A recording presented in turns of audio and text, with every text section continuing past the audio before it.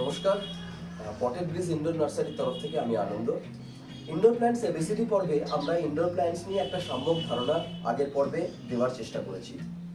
Indoor plants কাকে বলে, তারা কোথায় জন্মায়, কেন তাদেরকে ইনডোর প্ল্যান্টস বলে, কিভাবে তাদেরকে যত্ন করব, তাদের খাবার কি লাগে, জল কি লাগে, কতটা সূর্যালোক লাগে, ইত্যাদি বিষয় নিয়ে একটা সম্যক ধারণা দেওয়ার চেষ্টা করেছিলাম। যেখানে একজন যিনি ইনডোর প্ল্যান্টস নাম হয়তো শুনেছেন কিন্তু এছাড়া বিশেষ কিছু জানেন না, তাদের জন্য একটা টিউটোরিয়াল ছিল, যেখানে একটা টোটাল ধারণা পেতে পারে। তো এরপর আমরা এই যে প্রত্যেকটা অংশ, যে কতটা জল লাগে, কি পটিং মিক্স কিভাবে লাগবে, মাটি কিভাবে তৈরি করব, কি কি দেব, কি কি দেব না, কতটা কি কি সার দেব, এই জিনিসগুলো নিয়ে আলোচনা আমরা এরপর থেকে করব, ডিটেইল ডিসকাশন করব। আজকের বিষয়টা যেটা নিয়ে আমরা করব সেটা হচ্ছে যে নার্সারি থেকে আমরা যখন কোনো গাছ কিনে আনছি, তারপর সেই গাছটার সাথে আমরা কি কি করব, কি করব না, কতদিন পর রিপোর্টিং করব। আমি দেখেছি অনেকেই জিজ্ঞাসা করেন গাছ কেনার পরে যে স্যার আজকেই কি আমি এটাকে টবটা পাল্টে দেবো, দাদা আজকেই কি আমি এর মাটি চেঞ্জ করে দেবো। সেই জন্য আমার মনে হয়েছে এই বিষয়টা জানানো সবচেয়ে বেশি জরুরি। কবে রিপোর্টিং করব, কতদিন পর করব, নার্সারি থেকে নিয়ে আসার পর কি কি করা উচিত, এই বিষয়গুলো নিয়ে আজকের আমার ভিডিওটা। আগের পর্ব যারা দেখে উঠতে পারেননি তাদের জন্য ডেসক্রিপশন বক্সে আগের পর্বের লিঙ্কটা আমি দিয়ে দেবো, আপনারা যদি ইচ্ছে করেন সেটা দেখে নিতে পারেন। তো আজকে প্রথমেই বলি, নার্সারি থেকে একটি গাছ আপনার ঘরে আনার পর কি কি করবেন এবং কি কি করা ঠিক হয় নয়। দেখুন, নার্সারি থেকে আপনি যদি কোনো গ্রো ব্যাগে বা 2 থেকে 4 ইঞ্চির ছোট পটে চারা কিনে আনেন, তো আপনাকে অবশ্যই পট চেঞ্জ করতে হবে, নাহলে গাছটি গ্রোথ হবে না। কিন্তু চারা আনার পর তাকে মিনিমাম 3 থেকে 4 দিন রেস্ট দিন। 5th ডে বা তারপর তাকে রিপোর্টিং করুন। কেন না, তাকে রিপোর্টিং করার জন্য বাজার থেকে আনার পর তার যে স্ট্রেসটা হয়, যে টাইমটা নার্সারি থেকে আপনার বাড়ি অবধি এই যে পথটা সে যাচ্ছে, সেখানে কিন্তু একটা গাছের স্ট্রেস ফিল হয়। সেই স্ট্রেসটাকে দূর করার জন্য তাকে একটা রেস্ট দরকার হয়। সেই জন্য গাছ নার্সারি থেকে আনার পর সেই দিন বা তার পরের দিনই রিপোর্টিং করবেন না। মিনিমাম 3 থেকে 4 দিন তাকে সময় দিন। এরপর একটা ইম্পর্টেন্ট বিষয় হচ্ছে, আমি যখন কোনো গাছ কিনছি নার্সারি থেকে, আমার সেই নার্সারির বাগানিকে জিজ্ঞাসা করার দরকার যে সেই চারাটি কি পরিবেশে ছিল। কারণ একটা চারা গাছ যে পরিবেশে ছিল, তারপর সে আমার সাথে আমার বাড়িতে চলে গেল। আমার বাড়ি অবধি যাওয়ার পর আমি হয়তো তাকে একটা পুরোপুরি অন্য পরিবেশে রাখলাম। নার্সারির মধ্যে একটা শেডের তলায় এই গাছটি ছিল লাস্ট 1 মাস ধরে। আমি এরপর এই গাছটিকে বারান্দায় বা ছাদ বাগানে রেখে দিলাম। কি হবে, সেখানে ব্রাইট ডাইরেক্ট সানলাইট বা ইনডাইরেক্ট সানলাইট পড়বে, গাছটি নষ্ট হয়ে যেতে পারে, গাছটি পুড়ে যেতে পারে। গাছটার অ্যাডাপ্টেশনের সময় দিতে হবে। তাকে এই যে অন্ধকার জগৎ থেকে একদম পুরোপুরি আলোর জগতে নিয়ে আসছি, তার জন্য কিছুদিন তাকে ছায়ায় বা 1 ঘন্টা করে রোদে দিন, তারপর বা বাইরে রাখুন যেখানে আপনি ভবিষ্যতে রাখতে চান। কিন্তু প্রথম দিনই আপনি যদি তাকে এনে সারাদিনের জন্য করে ফেলে রাখেন, গাছটি কিন্তু নষ্ট হয়ে যাবে, নষ্ট হয়ে যেতে পারে, গাছটি স্ট্রেস লাগতে পারে। সেই জন্য বাগানিকে একবার জিজ্ঞাসা করে নেবেন গাছটি কি পরিবেশে ছিল। এরপর জীবজগতের যে কোনো প্রাণী, যে কোনো জীব বস্তুর ক্ষেত্রেই একটা ওয়েদার চেঞ্জের সেট হতে সময় লাগে। আমাকেও কিন্তু আমার প্রিয় গাছটিকে সেট করতে একটু সময় দিতে হবে। সেই কারণে অবশ্যই সেই দিনকে বা তার পরের দিনকে গাছটিকে রিপোর্টিং করবেন না। নেক্সট পয়েন্ট সেটা হচ্ছে, আপনার বাড়ি পৌঁছানোর সময় অনেকটা পথ যে ট্রাভেল করতে হয়েছে, গাছটি যদি সেই সময় শুকিয়ে গিয়ে থাকে, গাছের মাটি যদি শুকিয়ে গিয়ে থাকে, তাহলে হালকা জল স্প্রে করতে পারেন।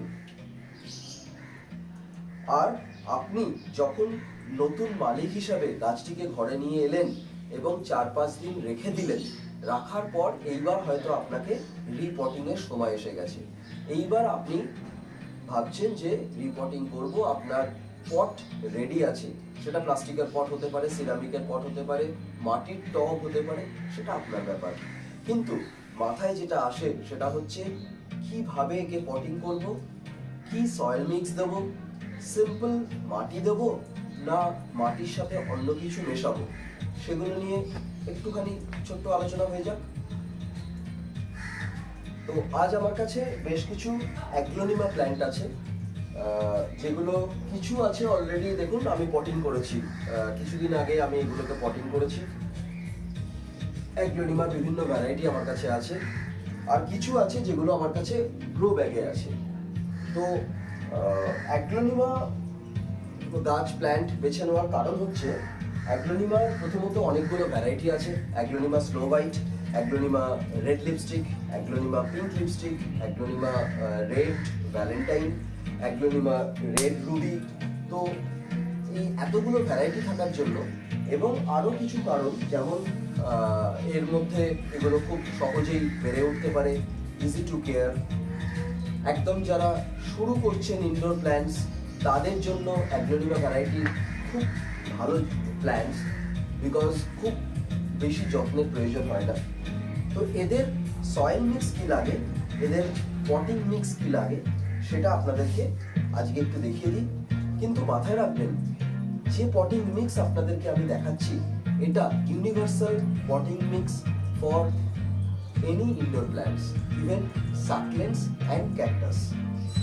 সমস্ত পটিং মিক্স, সমস্ত উপাদান যেগুলো আছে এই পটিং মিক্সে, এইগুলো মোটামুটি একটা দুটো বাদ গেলে অসুবিধা নেই, সেটা বলে দেবো। এটা যদি কোনোটা না পান তাহলে অন্য কি নিতে পারেন, বাট এই পটিং মিক্স যদি আপনি ইউজ করতে পারেন, যে কোনো ইনডোর প্ল্যান্টসে পটিং মিক্স আপনার জন্য রেডি থাকবে।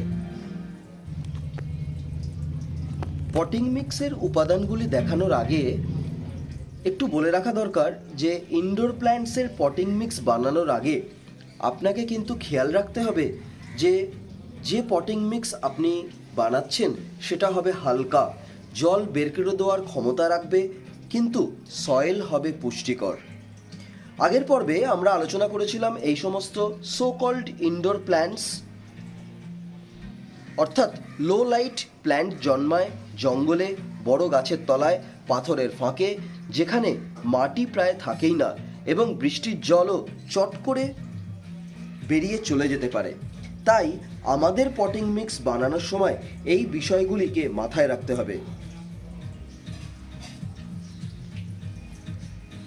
প্রথম যে জিনিসটা নিয়ে আমি বলবো সেটা হচ্ছে কোকোপিট বা নারকেল ডাস্ট বা নারকেল ছোবড়া বা তার ডাস্ট। এইটি থাকাটা খুব জরুরি, এটার পরিমাণ মোটামুটি 30%।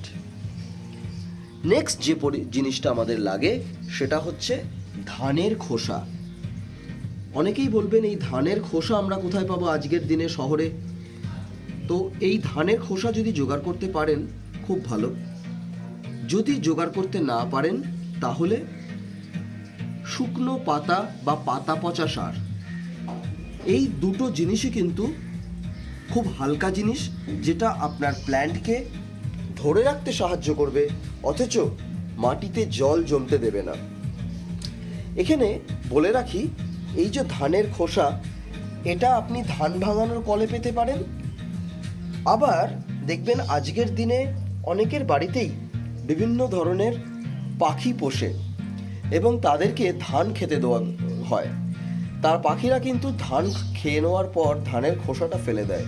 আপনার পাড়ায় যদি এমন কোনো বাড়ি থাকে যেখানে পাখি আছে, তাদেরকে জিজ্ঞাসা করতে পারেন যে তাদের কাছে ধানের খোসা, অর্থাৎ পাখি খাবারটা খাওয়ার পর যে ফেলে দেওয়া অংশটা, যে খোসাটা, সেটা যদি জোগাড় করতে পারেন, সেটা আপনার গাছের জন্য খুবই উপকারী পটিং মিক্স হবে। থার্ড যে জিনিসটা দেখতে পাচ্ছেন এটা হচ্ছে বালি।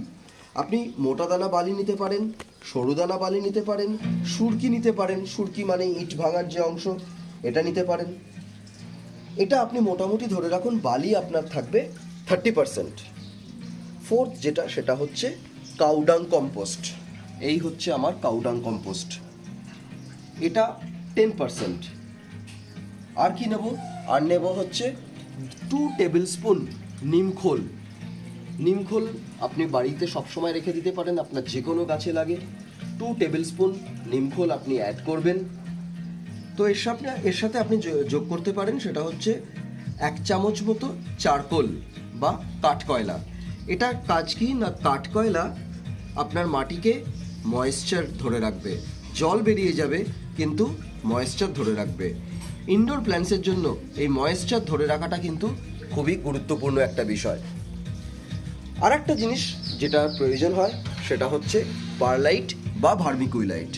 আমার কাছে এই মুহূর্তে পারলাইট আছে, তো আপনাকে জিনিসটা দেখাচ্ছি। পারলাইট হলো সাদা হালকা শোলার মতো। চেষ্টা করবেন গুঁড়োটা অ্যাভয়েড করার। আপনি যেখান থেকে কিনবেন বলবেন যে গুঁড়োটা না দিতে। পারলাইট যে ছোট ছোট গোল শোলার মতো বল হয় সেগুলো, বেসিক্যালি এগুলো অক্সিজেন সার্কুলেশন বজায় রাখে এবং জল জমতে দেয় না। লাভা উদ্গীরণের সময় যে বিভিন্ন পদার্থ মাটির তলা থেকে বেরিয়ে আসে, তার মধ্যে থেকে শুকিয়ে যাওয়া অংশের মধ্যে থেকে বিভিন্ন ধরনের আকার নেয়।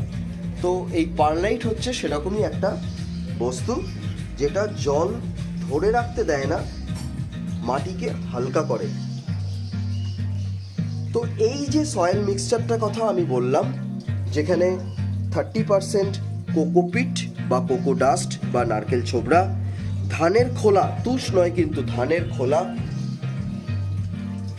এটা থাকবে 10%, স্যান্ড বা বালি এটা থাকবে 30%, 10% থাকবে কাউডাং মিক্স, 2 টেবিল স্পুন আপনার থাকবে নিমখোল, আর 1 টেবিল স্পুন থাকবে চারকোল, যা মাটিকে ময়েশ্চার ধরে রাখতে সাহায্য করবে।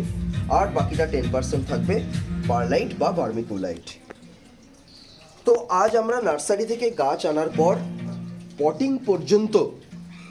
পটিং করা পর্যন্ত যে বিষয়গুলি করণীয় সেগুলো নিয়ে আলোচনা করলাম। নেক্সট পর্বে ইনডোর প্ল্যান্টসের ফার্টিলাইজার নিয়ে আলোচনা করব। আরও যে সমস্ত বিষয়গুলি আছে ইনডোর প্ল্যান্টস নিয়ে, সেগুলো পরের পর পর্ব আমি আলোচনা করার চেষ্টা করব। তো আজকের পর্বটা কেমন লাগলো জানাবেন। যদি এই ভিডিওটা আপনাদের কাছে ইনফরমেটিভ হয়ে থাকে তাহলে একটা লাইক দিয়ে আমাকে সাপোর্ট দেবেন, আর আপনাদের গাছপ্রেমী বন্ধুদের সাথে শেয়ার করবেন। কোনো জিজ্ঞাসা বা জানার থাকলে কমেন্ট বক্সে লিখুন বা ডাইরেক্ট আমাকে ফোন করুন। আমার নাম্বার স্ক্রিনে ডিসপ্লে হচ্ছে। সতেজ থাকুন, সবুজ থাকুন, পটেড ব্লিসের সাথে থাকুন। যদি আমার চ্যানেলটা সাবস্ক্রাইব না করা থাকে সাবস্ক্রাইব করে নেবেন। পরের পর্বে দেখা হচ্ছে।